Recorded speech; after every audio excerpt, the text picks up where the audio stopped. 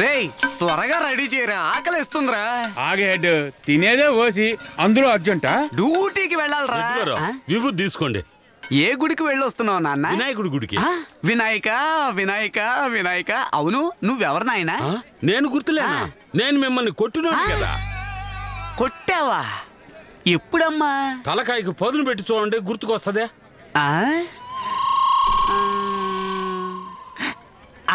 అంగలూరు అడ్డ రోడ్డు దగ్గర 10 మంది కలిసి తెగ కుమ్మారే, ఆ గ్రూపా? కాదండి. కాదా? కూచిపూడిలో కుడి తోటలో పడేసి కొళ్ళబొడిచారే, ఆ గ్రూపా? కాదండి ఎడ్డు గారు. ఏంట్రా ఇది కూడా కాదంటున్నావు? ఒక చోట 2 చోట్ల తింటే గుర్తుంటుంది, 100 చోట్ల తిని చచ్చాను కదా. ఏ గ్రూప్ అయి ఉంటుంది? రేయ్, బందిల దొడ్డి దగ్గర 11 మంది కలిసి బాధలు పెట్టారే, ఆ గ్రూపే కదా నువ్వు? కరెక్ట్ గా కనిపెట్టారు ఎడ్డు గారు. రే మీరు కొట్టిన తర్వాత ఇంక ఎవడు కొట్టినా సరే తట్టుకోగలిగినంత శక్తి వచ్చిందిరా నా బాడీకి. ఆ కొట్టుడే అటువంటిదిరా. అదేం కాదు ఎడ్డు గారు, అన్ని దెబ్బలు తినే ఇంకా ప్రాణాలతో తిరుగుతున్నారంటే అది ఎంత ఆశ్చర్యమైన విషయం. అందులో ఆశ్చర్యం ఏముందిరా, అంతా బండోడు ఓసి తిని మహత్యం. అవును, నువ్వెలా ఉన్నావురా? ఏం చెప్పనట్టు గారు, నేను ఇంకా అలాగే ఉన్నాను.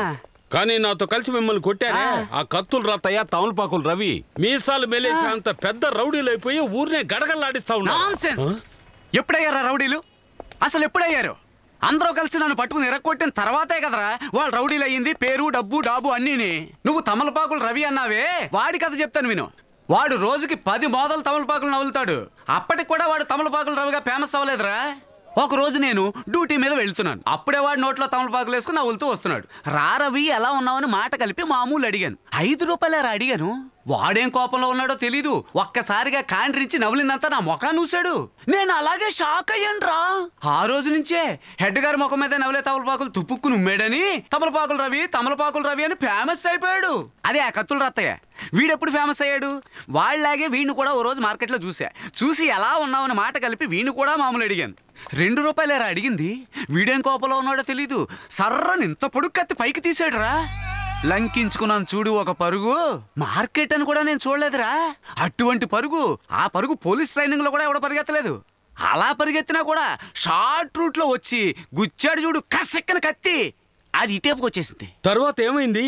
తర్వాత ఏముంది, లాగి పడేసి మళ్ళీ పరుగే. ఆ తర్వాతే ఏడ్డి గారు పొట్టనే కత్తితో కసకసలాడించేసాడని కత్తులు రత్తయ్య అని ఫేమస్ అయ్యాడు. వాళ్ళిద్దరికీ ఆ విశ్వాసం ఉంది రోయ్. మర్యాద తెలిసిన వాళ్ళు. తమలపాకులు రవి ఉన్నాడే, వాడు నన్ను ఎక్కడ చూసినా సరే మీ వల్లే ఇంత ఫేమస్ రౌడీని అయ్యానని లటకని కాళ్ళ మీద పడి టీ వడ ఇప్పిస్తాడు. కత్తుల రత్తయ్య వీడికంటే ఓ మెట్టు ఎక్కువే, అద్దెకొక ఇల్లే ఇప్పించాడు రా. ఏంటి వాళ్ళ చరిత్ర ఏంటో తెలుసుకోకుండా పెద్ద రౌడీ అయ్యాడు, ఫేమస్ అయ్యాడని నువ్వేడుస్తావు ఎందుకు? సరే అది వదిలే. ఇంతకీ నీ బతుకు బండి ఎలా నడుస్తుంది? ఏంటో ఎడ్డు గారు, ఎకనామిక్ ప్రాబ్లం ఓవర్ అయింది, సర్వైవల్ సాల్వ్ చేయలేకపోతున్నా. రోజు రోజుకి బిజినెస్ ఏమో తగ్గిపోతుంది. కాలం మారిపోయింది కదా.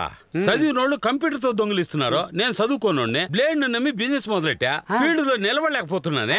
అరే జీన్స్ ప్యాంట్ కత్తిరిద్దామని బ్లేడ్ వేస్తే ఆల్రెడీ కత్తిరించుకొని వస్తున్నారు. ఏంట్రా అంటే ఫ్యాషన్ అంటున్నారు. ఇది వరకేమో జీతం తీసుకుని పర్సులో పెట్టుకుని వచ్చేవారు, లటక్కని ఓపెన్ చేసి టక్కని కొట్టేసేవాడిని. కానీ ఇప్పుడేమో ATM, credit card, debit card మారిపోయారు. సరే ఆట్నే కొట్టేసి ఏటీఎం లో పెడితే అది పిన్ను నంబరు అని అడుగుతుంది. ఈ రోజుల్లో డబ్బు చేతికి రావాలంటే తల ప్రాణం తోక్కొస్తుందండి. అందుకని నేను నిర్ణయానికి వచ్చాను. ఏంటది? నేను పెద్ద రౌడీ అయ్యి డబ్బు బాగా సంపాదించే ధనవంతుని అవ్వాలి. అందుకని నేను ఇప్పుడు ఏం చేస్తానంటే మీ ముక్కు మీద ఒక్కటి ఇస్తానంట. బొట్ట నెత్తురు గారుతుంది. దీన్నే కారణం చూపించే నన్ను 3 నెలలు జైల్లో వేసేయండి. నేను బయటకు వచ్చేటప్పుడు పెద్ద రౌడీని అవుతాను కదా. రే అంటే నువ్వు కూడా నన్ను కూడా ఫేమస్ అవ్వాలనుకుంటున్నావా? మీ ముఖ్యంతో లక్కీ ఎడ్డు గారు.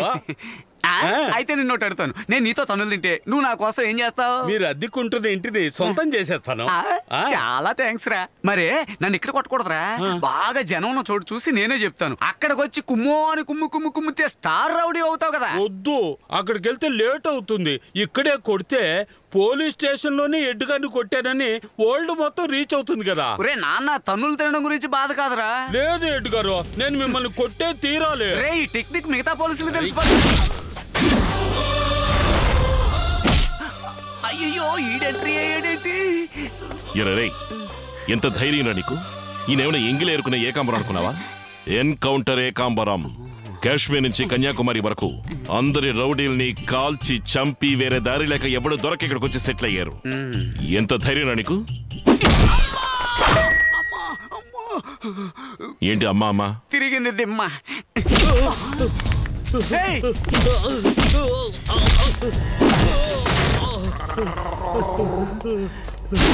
ఏంటి యూటర్న్ కొడుతున్నాడు? ఆగవయ్యా!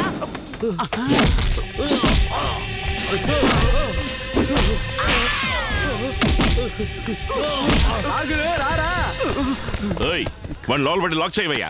ఏంటో బయటకు వచ్చాక నిన్ను మర్డర్ చేయకుండా వదిలిపెట్టను. ఇలా చూడు సింగమలై, వాడిని లోన్ పెట్టావే, రీజన్ అడిగితే ఏం చెప్తావు? వాడు మిమ్మల్ని కొట్టడానికి వచ్చాడు కదా హెడ్ గారు. కొట్టలేదు కదా. అవును కదా.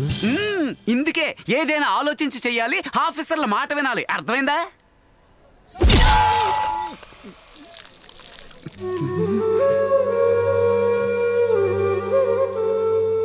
ఏంటయ్యా ఇది? హెడ్ గారు, ఇలా కొట్టింది నేను కాదు, వాడు. మిమ్మల్ని కొట్టిన నేరానికి 3 నెలలు వాడిని లోపల పడేశాం. ఎలా ఉంది మన ఐడియా? ఇదే కదా వాడు ముందు అన్నాడు. వాడు కొట్టుంటే సింపుల్ గా నా మొహం కాళ్ళు చేతులతో పోయిండేది. నువ్వెందుకు అనవసరంగా యూటర్న్ కొట్టి, టేబులర్ కొట్టి, నా ముక్కు పగల కొట్టి రక్తం గారేటట్టు చేసావు? ఎందుకయ్యా నీకు రక్తదాహం? మీది మరి లేత ముక్కు హెడ్ గారు, అందుకే రక్తం ఆకుండా కారుతోంది. నేను వెళ్ళి టించర్ తెస్తాను. ముక్కుకు పంచర్ చేసి టించర్ తెస్తావా? ఇన్స్పెక్టర్ రాని నీ పని చెప్తాను. సింగమలై సార్, వీడు బ్యాంకు దొంగతనం కేసు. ఇవాళ 11 గంటల్లోగా ఈ కోర్టులో పొట్టు చేయాలి. జాగ్రత్తగా తీసుకెళ్ళు. రారా. సింగమలై ఒక్క నిమిషం. ఏంటి హెడ్ గారు? ఇన్స్పెక్టర్ గారు, ఒక అక్యూజ్డ్ ని నాలాంటి హెడ్ కానిస్టేబుల్ తో పంపించకుండా నిన్నొచ్చి నీ కుర్ర కానిస్టేబుల్ తో పంపిస్తున్నారే, ఇంకా సిన్సియారిటీకి సీనియారిటీకి మర్యాద ఏముంటుంది? నువ్వు తెంగరోడు అయ్యా. కోర్టు నీకు అసలు ఏమాత్రం అచ్చిరాదు. ఇతన్నే తీసుకెళ్ళినవయ్యా. అదేం కుదరదు, నేను ఏటుగారితోనే వెళ్తాను. ఏంట్రా స్కూల్కి వెళ్ళే పిల్లలాగా నేను ఆయనతోనే వెళ్తాను, ఈయనతోనే వెళ్తానని మారం చేస్తున్నావు? ఎవరితో వెళ్ళాను? నువ్వు వెళ్ళబోయేది కోర్టుకే కదా. Shut up. నువ్వు మాట్లాడకూడదు. ఒక అక్యూజ్డ్ కి నా మీద ఎంత నమ్మకం ఉంటే నాతోనే వస్తానని పట్టుబడతాడు. నీ మాటలు మాత్రమే స్ట్రాంగ్ అయ్యా, నీ చేతలు నీ వీక్ అయ్యా. ఇతన్ని తీసుకెళ్ళనే. సార్, మీకు నమ్మకం లేకపోతే ఈ కుర్రాన్ని కూడా నాతో పంపండి. సరే, కూడా వెళ్ళరావయ్యా. నీకు ఇదే సరదా అయ్యా, గీత మీదే వెళ్తావు.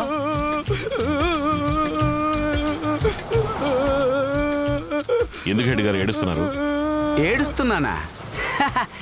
నేను ఉద్యోగంలో చేరాక ఇంతవరకు ఏడ్చిన చరిత్రే లేదు. ఒకవేళ నేనంటూ ఏడిస్తే నా ఏడుపు కారణం నువ్వే అయి ఉండాలి. మరి ఏడ్చేది ఎవరు? ఏడుస్తున్న ఆయన కాదు, నేను సార్. ఎందుకురా ఏడుస్తున్నావు? జైలుకి వెళ్తున్నాను, కన్న తల్లిని చూడడం కుదరదు. ఓ పాలి ఆశీర్వాదం తీసుకుందాం అనుకున్నా, అది కూడా జరుగుతుందా లేదో దేవుడు. ఏడకుండా మాట్లాడరా. హలో, ఇప్పుడు ఏడిచింది వాడు కాదు, నేను. ఏ?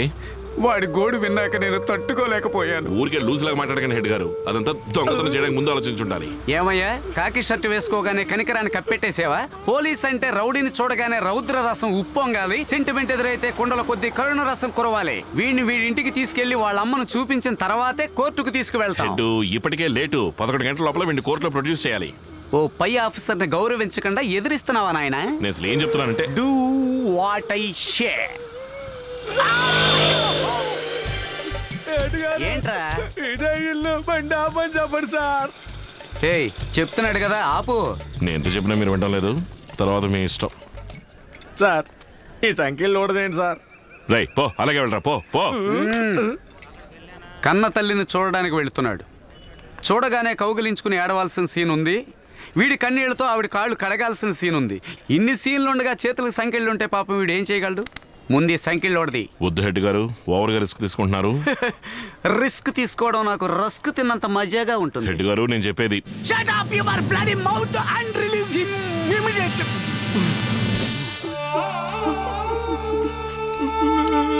పోరే. ఎందుకురా ఏడుస్తావు? మీ అమ్మకేమీ కాదు, నువ్వు ధైర్యంగా వెళ్ళు. నువ్వు మళ్ళీ ఏడిస్తే నేను తట్టుకోలేనురా. వెళ్ళొస్తానండి గారు. రాతి గుండె వాడంత అలా ఏడుస్తున్నా కొంచెం కూడా కరగలేదు. అవునులే, మనలాంటి గొప్ప మనసు అందరికీ ఉంటుందనుకోవడం మందే తప్పు.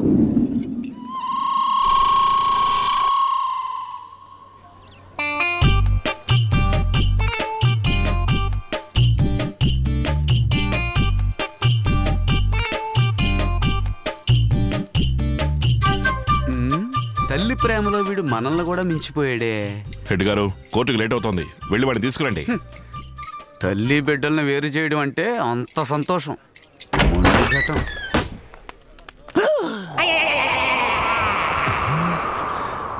సెంటిమెంట్ పేరుతో ఎంతో సైలెంట్గా చావు దెబ్బ కొట్టాడే పుట్టాడు. చూపేంట్రా బాబు, అసలే వీడు యూ టర్నింగ్లు కొడతాడు. పై ఆఫీసర్లం కదా, మన దగ్గర టర్నింగ్లు బర్నింగ్లు ఉండవు. ఏమన్నా ఉంటే వార్నింగ్లే. అసలు నీకు బుద్ధుందా? You non sense idiot stupid. కడుపుకి అన్నమే కదా తింటున్నావు? చదువుకొని ముదువు కదా అని చిలక్కే చెప్పినట్టు చక్కగా విడమని చెప్పాను. ఇప్పుడు ఏమైంది? ఆంధ్రాలోనే నాకు తెలిసి ఒక అకేషన్ కౌగిలించి ఏడ్చిన పోలీసు నువ్వేరా? ఇందులో మళ్ళీ వచ్చిరాని ఇంగ్లీష్ ఒకటి చెప్పరా. ఇదేదో మాట్లాడతావుగా, మాట్లాడరా. ఏదో మాట్లాడరా. ఏంట్రా అలా చూస్తున్నావు? ఏంటా చూపు? దొంగ చూపులేంట్రా? నీతో నాకేంట్రా మాటలు? రా ఇన్స్పెక్టర్ చెప్తాను రా. అయ్యో వద్దు బాబు, వచ్చి ఆయన సమాధానం పట్టుకుంటా. నా మాట విను. అక్కడేం చెప్పకూడదు, నా మాట విను. నీకు గుర్తుందా, మనం రోజు హోటల్లో బిర్యానీ తింటున్నప్పుడు ముక్కలన్నీ నువ్వే తిన్నావు, నాకు ఒక్కడ కూడా ఇవ్వలేదు. నువ్వు మిగిల్చిన తొక్కలో రైస్ మాత్రమే నేను తిన్నాను. దానికన్నా కాస్త విశ్వాసం చూపించు. తప్పించుకుపోయాడు. ఇప్పుడు ఏం చేయడం? ఇప్పుడు ఇన్స్పెక్టర్ దగ్గరికి వెళ్ళి ఎంతవరకు మేనేజ్ చేయగలవు అంతవరకు మేనేజ్ చేయి. వాడు ఎక్కడున్నా సరే నేను సోలోగా వెళ్ళి పట్టుకొస్తాను. నన్ను నమ్మవయ్యా.